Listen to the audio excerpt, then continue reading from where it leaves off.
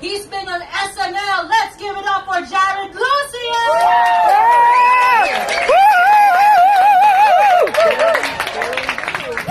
What is up, everyone? You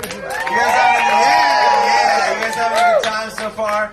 I'm having a great time. It's so great to be here at the Comedy Chateau. For the past couple of months, all I've been doing have been shows in public parks, which, you know, is great. I know a lot of people, a lot of comedians were out of work and stuff like that, so I'm very grateful.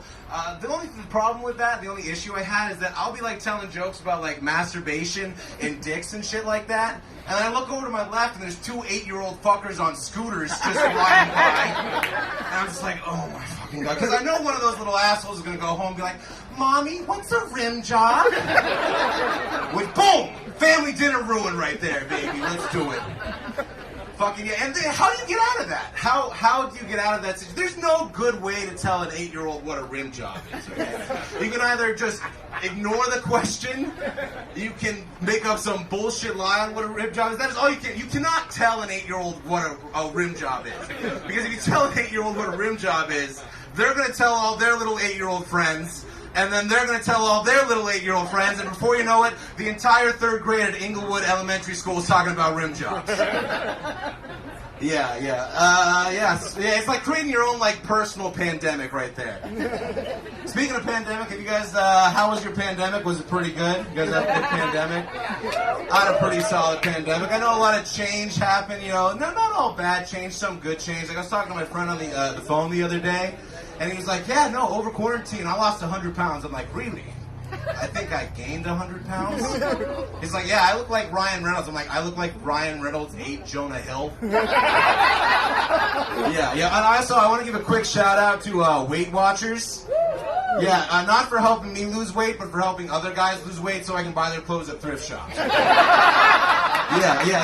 Thrift shops are a gold mine for big people clothes. Like, I've outgrown Target. You know how sad that fucking is? That's really fucking sad. I have to go to either a thrift shop or a big and tall, which I always loved how they phrased big and tall. It's just a little more welcoming, a little more friendly, because like whenever I walk into a big and tall now, I'm like, oh yeah, I fit under the tall section. Yeah. I just want all your tall clothes. There's nothing big about me. Just get my tall section. Yeah. There are other big problems with like being a big guy. Like, you get really shitty nicknames. Like, the one I get all the fucking time is like, hey, what's up, big man? Not fucking cool. It's not a good nickname. I mean, you guys see me right here. You do not need to use the adjective big to describe me, okay? You guys fucking know. You guys are looking at me right now, okay? Yeah. It's been a crazy pandemic. Yeah, you know, a lot of different things. You know, mask mandates coming to a close. You know, you can see the light at the end of the tunnel now, which is really, really great. You know, a lot of states are starting to end the mask mandate, which, you know, was really great for all of you, but, like, I'm just not quite convinced yet, because most of you should be wearing a mask all the time, if we're being completely honest. Like, I don't know if you guys know what a butterface is, but a lot of you guys have butter mouths, all right? And you don't think about that before the pandemic happened. You never hear a guy like go up to a girl and be like, yo, girl, you got a sweet ass mouth. No, it's usually, hey, girl, let me see them titties. You know, that's what you hear. There's actually this girl at my job that I work at, and, you know, she's super stunning. She's absolutely beautiful, you know, and we get along really well, but I had never seen her without her mask before.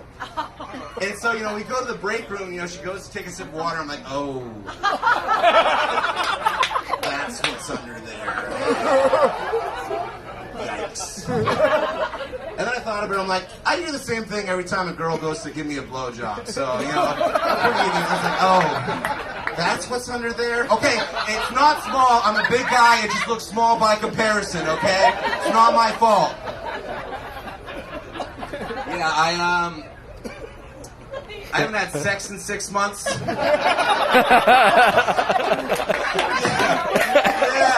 round of applause for not having sex in 6 months.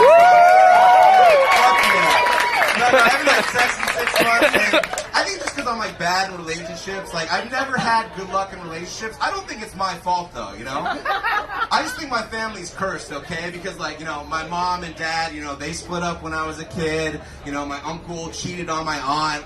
Both my grandparents died in a house fire together. I just don't have time for that, you know?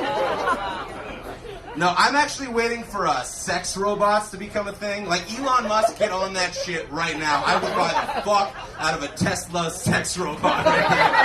And I can picture it too. It's like you push a button, she's like, boop, hello, baby. I'm like, yeah. You wanna get down and dirty tonight, girl? Oh yeah, baby. Yeah, I know you do, yeah. You want me to talk dirty to you, girl? Oh yeah, baby. Yeah, I know you do, you rusty trash can, you. Yeah, let's do it, yeah. And like when you're ready to when ready to push a button, and she's like, going down. Going down. Recalculating.